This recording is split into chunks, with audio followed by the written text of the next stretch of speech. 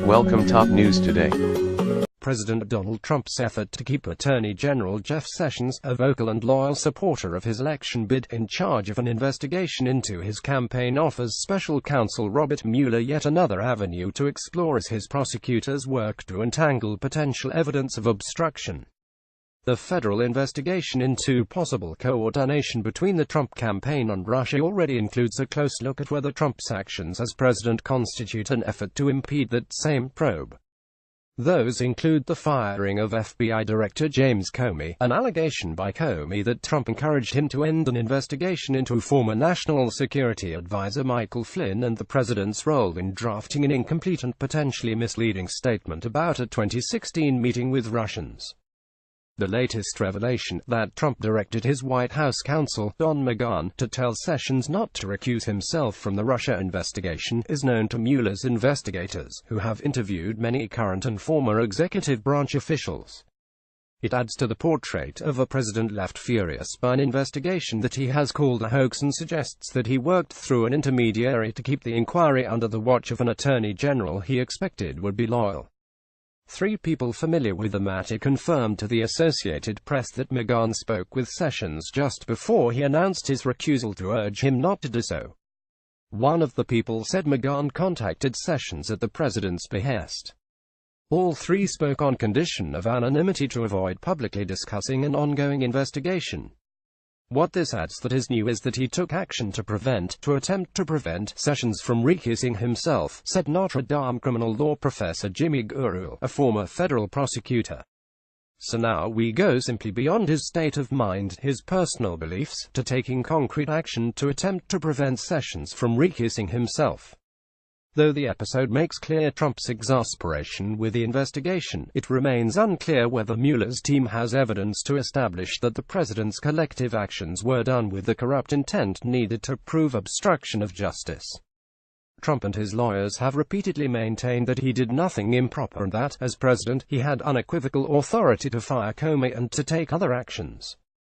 They may also argue that the president was empowered to want the attorney general he appointed to oversee the Justice Department's Russian meddling investigation, or, as McGahn contended to Sessions, that there was no basis or reason at the time for the attorney general to recuse himself. Jonathan Turley, a law professor at George Washington University who supports Sessions' decision to recuse, said he sees Trump's order to McGahn as another sign of the president's novice and norm-breaking approach to governing, rather than evidence of any criminal wrongdoing. This may have been part of the learning curve, Turley said. It does not necessarily mean that he was covering up a crime.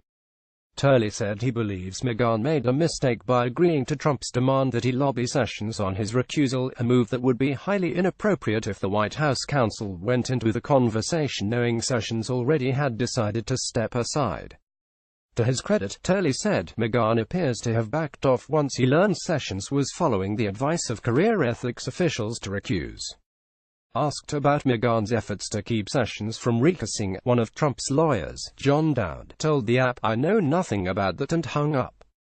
Jay Sekulow, another of the president's personal lawyers, did not respond to phone messages Thursday or Friday seeking comment. In stepping aside from the probe on March 2, Sessions said it was not appropriate for him to oversee any investigation into a campaign of which he was an active and vocal supporter, though the recusal also followed the revelation that he had had two previously undisclosed interactions during the 2016 campaign with the Russian ambassador to the United States. At his January confirmation hearing, he had said he had had no meetings with Russians, but soon before the announcement, with White House officials anticipating that Sessions might be poised to step aside, McGahn spoke to Sessions by phone. During the conversation, according to the people familiar with the matter, McGahn argued to Sessions there was no reason or basis at the time for him to recuse himself. One person said McGahn also told him that recusal would do nothing to resolve concerns over whether Sessions had given a misleading answer at his confirmation hearing. McGahn ultimately accepted the conclusion of officials who believed that Sessions should recuse. The episode underscores McGahn's relevance to key moments of the Trump presidency that have come under Mueller's scrutiny. Besides contacting Sessions, he also was the White House official approached in January 2017 by Sally Yates, then the acting Attorney General, over concerns that Flynn was vulnerable to blackmail because of conversations he'd had with the Russian ambassador. Mueller has expressed interest in knowing how that information was handled within the White House. Sessions' recusal left Deputy Attorney General Rod Rosenstein in charge of the Russia investigation. But once Trump fired Comey 2 months later, Rosenstein appointed Mueller, the former FBI director, to run the investigation and to report to him. 4 people, including Flynn and Trump's former campaign chairman, have been charged so far in the investigation. The Sessions recusal has been a sore spot for Trump for months, with the president publicly deriding the decision and lamenting his selection of the former Alabama senator as his attorney general. In a July interview with the New York Times, Trump said, "Well, Sessions should have never recused himself, and if he was going to recuse himself, he should have told me before he took the job, and I would have picked somebody else." Follow Eric Tucker and Chad Day on Twitter, https://www.twitter.com/Tucker app and https://www.twitter.com/ChadDay.